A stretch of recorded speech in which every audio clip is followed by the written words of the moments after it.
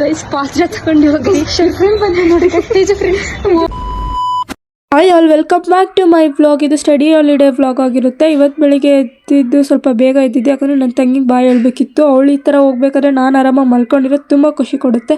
ಆದರೆ study holidays ಆಗಿರೋದ್ರಿಂದ ಒಂಚೂರು ಓದೋಣ ಅಂತ ಓದ್ತಿದ್ದೆ. ಎಲ್ಲ ನೋಡ್ಬಿಟ್ಟು ನಾನೇನು ಫುಲ್ ಓದಿದೆ ಅಂತ ಅಂದ್ಕೊಂಬಿಡಿ, ಒಂದು 5-10 ನಿಮಿಷ ಓದಿದೆ. ಅಷ್ಟರಲ್ಲಿ ನಮ್ಮ ಕೋಚ್ ಬಂದುಬಿಟ್ಟು ನನ್ನ ಹತ್ರ ಮಲ್ಕೊಂಡ್ಬಿಡ್ತು. ಅದನ್ನು ನೋಡಿ ನನಗೂ ನಿದ್ದೆ ಬಂದುಬಿಟ್ಟು ಓದೋ ಮೂಡೇ ಹೋಗ್ಬಿಡ್ತು ಗೈಸ್. ಇದಕ್ಕೆ ನಮ್ಮ ಕೋಚ್ನ ಬಿಟ್ಬಿಟ್ಟು ಅಯ್ಯೋ ಏನು ಮಾಡೋದು ಅಂತ ಎದ್ದೋಗ್ಬಿಟ್ಟೆ. ನಂತರ ಮಾಡಿಬಿಡಿ, ನೀವು ಚೆನ್ನಾಗಿ ಓದಿ ಗೈಸ್. ಪಾತ್ರೆ ತಗೊಂಡು ಹೋಗಿ ಫ್ರೆಂಡ್ ಬಂದು ನೋಡಿ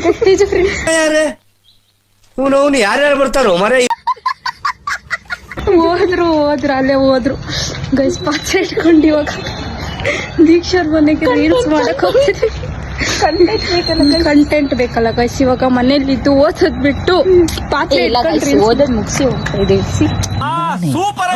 ವಿಡಿಯೋ ಕಂಟೆಂಟ್ ನ ಕೊಟ್ಬಿಟ್ಟು ಹೋಗ್ತಾ ಇದ್ದಾರೆ ನೋಡಿ ಗೈಸ್. ಪಾತ್ರೆ ಇಟ್ಕೊಂಡು ಬೈತೇಜಾ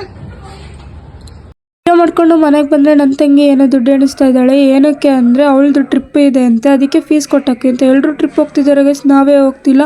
ಅಷ್ಟರಲ್ಲಿ ನಮ್ಮ ಯಮುನಾ ಅವ್ರು ಬಂದರು, ಅವ್ರದ್ದು ಕೂಡ ಇವತ್ತು ಟ್ರಿಪ್ ಇದೆ ಅಂತ. ಅದಕ್ಕೆ ಟಾಟಾ ಹೇಳೋಕೆ ಹೋಗಿ ಬಂದಿದ್ರು. ಅವ್ರಿಗೂ ಒಂಚೂರು ಟಾಟಾ ಹೇಳ್ಬಿಟ್ಟು ಟ್ರಿಪ್ ಚೆನ್ನಾಗಿ ಮಾಡ್ಕೊಂಬರ್ರಿ ಅಂತ ಹೇಳ್ಕೊಳ್ತಿದ್ವಿ. ಅಷ್ಟರಲ್ಲಿ ಈವ್ನಿಂಗ್ ಆದರೆ ಏನಾದರೂ ತಿನ್ನಬೇಕಲ್ವ ಈ ಚಳಿಗೆ, ಅದರಲ್ಲೂ ಹೆಲ್ತಿ ತಿನ್ನಬೇಕು ಅಂತ ಹೇಳ್ಬಿಟ್ಟು ಸ್ಪ್ರೋಟ್ಸು ವೆಜಿಟೇಬಲ್ಸ್ ಎಲ್ಲ ಹಾಕ್ಬಿಟ್ಟು ವೆಜಿಟೇಬಲ್ಸ್ ಎಲ್ಲ ಥರ ಮಾಡಿದ್ದೆ.